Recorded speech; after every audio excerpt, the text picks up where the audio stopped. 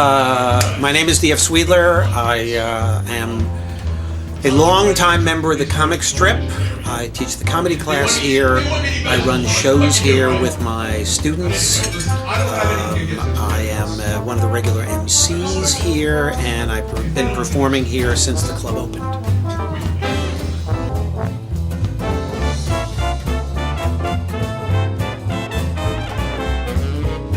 You audition here for the booker, and the booker is JR. Sherrod Small chilling at Comic Strip Live with JR, the manager. That's his name. And he, twice a year, they run what they call a lottery, and you get a date where you can come in and audition.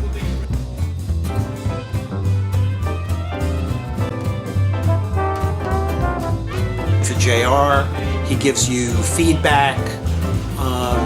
Probably you have to audition a number of times before you would get passed. Not everybody gets passed.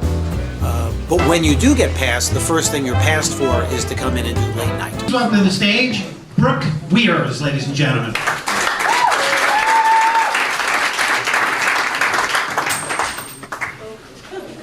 Hey. When I go to a bar like Comic Strip Live, I get water. But when I'm done, I always put the toilet seat back down.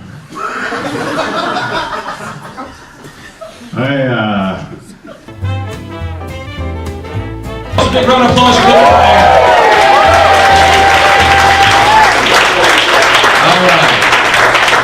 Alright, just to give you a couple of basic rules how it's going to work. I'm not sure if any of you have been here, but if you have, hear me out. If you haven't, this is how it works. Every Tuesday night the show starts at 8:30. We go through an entire show, and at the end of the show, we put up 5 or 6 or even 7 sometimes auditioners at the very end. At that point, I'll be watching it, the owners will be watching it with me, and Sherrod will be with me as well, the guy who was interviewing some of you people. We're recording this for a reality show, so the night of your performance, we're going to ask you bring maybe a couple family members with you who are supporting you. You don't have to, but we do request it. We're not going to charge them a cover or a drink minimum. It's just other people to interview you, to get a feel of who you are, why you're doing this, and where you think you're going to go with this. The night of your show, you're going to get a 5-minute audition, and basically it's up to 5 minutes. So there's a red light, we light you, and then you get off. I had a choice between med school and comedy school. Right. So I went to comedy school. They're very happy. Wait a minute. Let me understand this. You had a choice between med school and comedy school. You Yeah. picked comedy school, Right. and your parents are elated about that. Yeah, why not?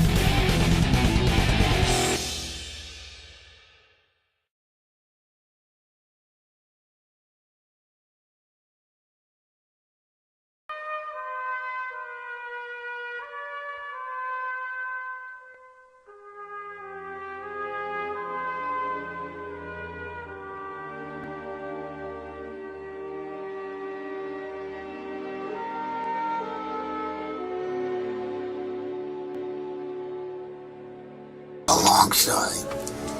My name is Richie Tinkin. The club is 35 years old. We started in 1976. And it started because I owned 6 bars at one time in the Bronx. And one of my bartenders wanted to be, he was an impressionist. And he wanted to be in Vegas. And there used to be another club called Catch a Rising Star around the corner. So he asked me to come down one night and watch him when he went up. It was an audition night there, which is what you're doing this about. And I went down and watched them. And at one point I said, Tony, what time are you going up?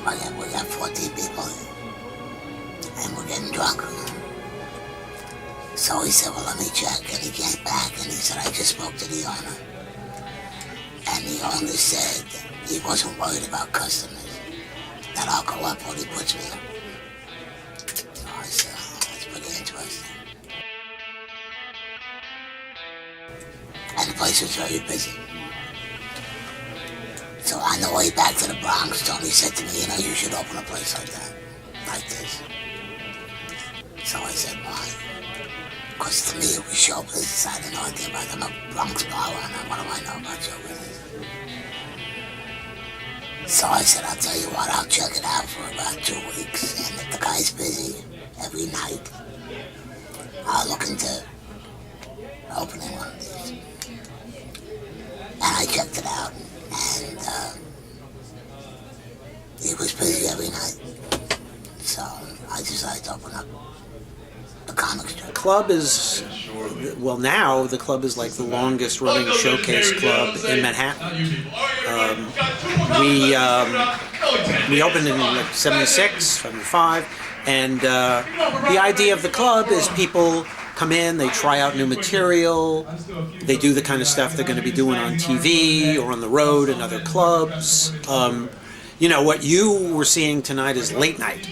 And late night is after the regular show, when people who didn't have spots on the show can come in and do 5 minutes and try out material. You know, they don't get paid, but they get to work on their acts. We have these dog walkers. I don't know what places have it and what don't. We have these dog walkers that walk like 10, 15 dogs at a time. Do they have this where you want? Anybody? They do? They have it? You know what I'm talking about? No? Oh, you went. That would mean yes. That's what it meant to me. Yes? Who said yes? Yeah. You know this? Yeah. You know, and well, they walk like 10, 15 dogs at a time. And you know, I used to be so impressed by it. You know, because I look at this and I go, how do these dogs not kill one another? This is amazing. Then one day I realized I have no idea how many dogs they started with. So now I was figuring I'm going to go around the corner and there's going to be like a whole bunch of dead dogs. And some Chinese people with chopsticks. Taking care. Oh man, late night is basically like training. It's like going to the gym every night, basically. And it's like a relay. Everybody just passes off the mic, and it's time. It's good stage time. It's no bullshit. You see when you're going up, you know when you're going up, and you also know the situation that you're going into. And it's tough. People leave, they're tired, they seen hours of jokes. So if you can make them laugh, that means you're doing something that hasn't been done in the 3 hours that they were already sitting there. You're talking about something that didn't get touched, or you're touching it a different way that wasn't getting touched. So I like doing late night because it lets me know where I'm at, it gauges it. And I like also seeing the crowds adapt to me. Like coming out in fucked up situations where people are leaving, or people are talking because the last 2 dudes weren't too good, or something like that. It's really good just to come out and just see them turn around and get the jokes going. I don't know what some of you people are expecting from me, but I am young and immature. Okay? I can say whatever I want up here because I don't vote. Alright? I'm not a Republican or a Democrat. I'm a degenerate. So, you should respect me and my decisions. Some people say pothead, but hey, to each his own. Holla at me for the show, man. I do smoke weed. I don't feel bad about smoking because my role model smokes. You guys might even heard of him. Michael Phelps. Yeah, I like the way you laughed at that one, man. Everybody else, they didn't get it like you. I get to do what most of the world can imagine they can do, or even if they can imagine, they would never have an opportunity. Stand-up comedy comes from the reason I do it because I believe it's an ultimate expression in freedom of speech. For example, when you get sick, you need to go see a doctor, you need a health insurance, you need a law degree to figure out your health insurance. It's very complicated. Russians have a health plan that would suit all of your family members' needs. We call it vodka. you get a cold, you drink some vodka. You break a leg, you rub some vodka. Then you drink some vodka. You get chicken pox, you swim in vodka. You get cancer. Now here's the thing, like my people don't like to waste vodka. So no vodka for you. Yeah. Here we go, and thank you for participating. Thank you for watching The Late Nighters.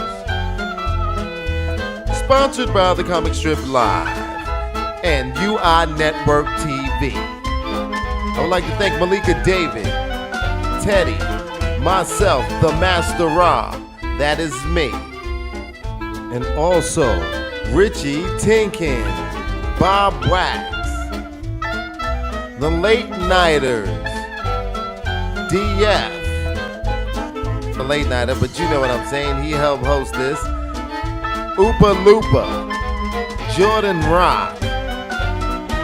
I don't know if Teddy Smith is going to be in this, but even if he is, anyone else who participated, J.R. Rabbit, and the whole comic strip crew.